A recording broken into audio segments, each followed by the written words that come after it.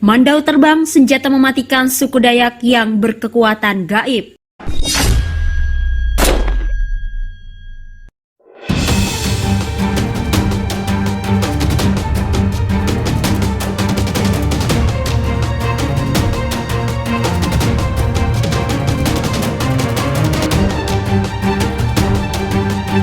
Panglima Jilah yang menyerbu pasukan musuh di garis depan meningkatkan agresivitas dan menggunakan serangan mematikan. Pasukan Australia yang awalnya sok jago karena didukung oleh 3 negara besar dengan kekuatan militer yang canggih menyerang Indonesia dengan penuh keyakinan. Suku Dayak yang sebelumnya mengirim prajurit hantu di garis depan bergandengan dengan TNI saat ini mengirim pasukan susulan yang dipimpin oleh suku Dayak sendiri. Suku Dayak punya senjata mematikan berupa mandau terbang. Senjata ini dipercaya memiliki kekuatan gaib. Mandau terbang merupakan senjata tradisional yang disertai ilmu kanuragan dari suku Dayak di Kalimantan. Mandau terbang telah digunakan oleh suku Dayak secara turun-temurun. Mandau pada dasarnya merupakan senjata tradisional berupa parang panjang yang digunakan oleh masyarakat suku Dayak.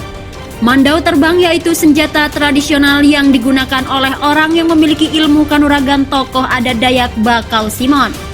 Depong menjelaskan, mandau terbang memiliki kesaktian yang luar biasa. Ilmu mandau terbang ini dahulu digunakan para leluhur saat berperang untuk membantai para musuhnya. Simon menjelaskan, setiap bagian suku Dayak memiliki orang yang bisa menggunakan ilmu mandau terbang. Ilmu ini diwariskan secara turun-menurun. Setiap kelompok anak dari suku Dayak pasti ada yang bisa. Tapi tidak semua orang, hanya orang tertentu yang punya kemampuan seperti itu, kata Simon. Kemudian menjelaskan ilmu ini disebut mandau terbang, sejatinya bukan berarti senjata mandau yang terbang, melainkan pengguna mandau yang tidak terlihat.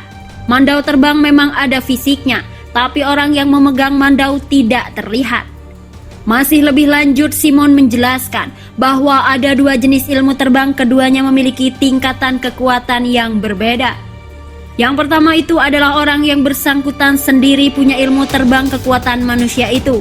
Yang digunakan bisa menghilang, jadi mandau itu terlihat terbang, tapi sebenarnya orang itu memegang tapi orangnya tidak terlihat.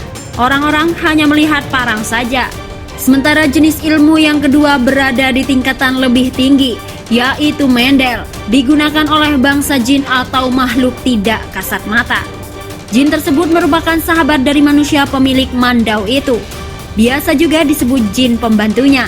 Jin ini yang disuruh membawa mandau untuk menumpas melawan musuh. Simon mengatakan untuk memperoleh ilmu mandau terbang menggunakan bantuan dari bangsa jin yang harus dilakukan ritual bertapa.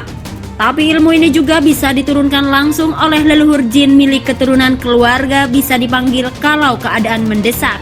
Mandau terbang hanya bisa digunakan oleh suku Dayak saat terdesak. Tidak bisa digunakan untuk pamer dan tidak membunuh sembarangan orang. Itu hanya ditujukan pada orang yang bersalah dan orang yang punya niat tidak baik, kata Simon.